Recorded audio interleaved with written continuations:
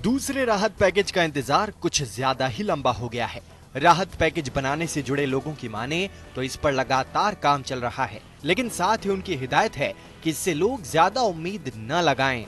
US और UK की तरह जीडीपी के 10 से 15% के बराबर राहत पैकेज के गलत गणित और गलत अनुमान से बचें। अमेरिका की उनकी करेंसी है वो डॉलर है, रिजर्व करेंसी है। सारे जो सेंट्रल बैंक है, रिजर्व बैंक ऑफ इंडिया और बाकी सारे बैंक सब डॉलर में रखते हैं, तो उनकी जो काबिलियत है खर्च करने की, वो हमारी काबिलियत में उनमें एक्चुअली उनका तुलना नहीं की जा सकती। इसी तरह यदि आप ग्रेट ब्रिटेन का देखें या अमेरिका देखें और भी जो समृद्ध देश हैं और हमसे समृद्ध थोड़े और उनको देखें, तो उनकी जो टैक्स टू जीडीपी रेशियो है, जो आबादी की कितनी प्रतिशत टैक्स देती है, हमारे यहाँ पे 10% से कम है और वहाँ पे करीब 50% है। तो ये भी और यदि टैक्स का जो बेस है वो छोटा है, तो जो खर्च करने की जो क्षमता है उस पर भी असर पड़ता है। तो ये दो मुद्दे हैं जिन पे हम हमारे श्रोता और हमारे जो दर्शक हैं वो ध्यान रखें और तुलना करते समय सही तुलना करें, ताकि जो एक्सपेक्टेशन है वो रियलिस्टिक हो। हालांकि अभी राहत पैकेज के आंकड़े को लेकर कोई पुख्ता दावा नहीं किया गया है, लेकिन मुख्य आर्थिक सलाहकार के बयान से जाहिर हो जाता है कि ये जीडीपी के 3% के आसपास हो सकता है। दूसरे राहत पैकेज के बारे में अनुमान है कि ये 60 अरब डॉलर यानी करीब 4.5 लाख करोड़ रुपए का हो सकता है। वहीं सरकार को इस बात का डर है कि अगर इससे ज्यादा खर्च होता है तो भारत की क्रेडिट रेटिंग घट सकती है। वहीं से अर्थव्यवस्था को भारी नुकसान होगा।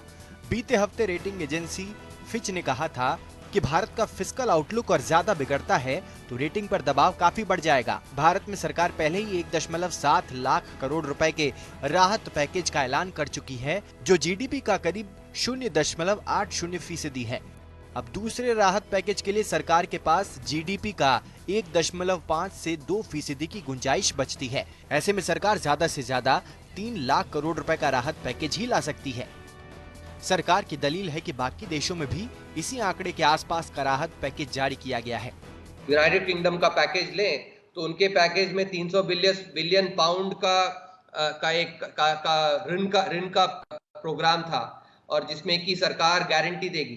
तो जो गारंटी का उसका जो असर पड़ेगा, जो फिस्कल जो असर पड़ेगा, वो तो उसका 350 बिलियन पाउंड तो होगी नहीं, शायद ज्यादा से ज्यादा 35 बिलियन पाउंड 40 बिलियन पाउंड होगी।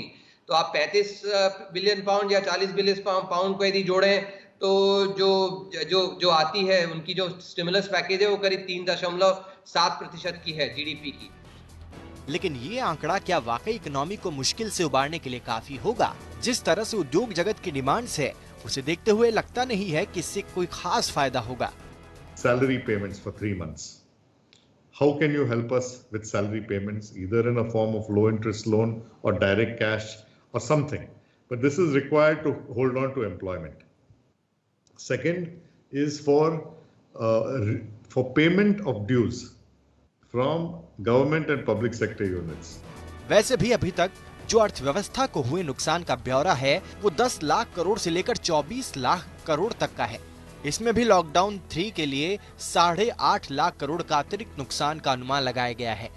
ऐसे में डर है कि ये 4.5 लाख करोड़ कहीं ऊंट के मुंह में जीरा साबित होकर न रह जाए।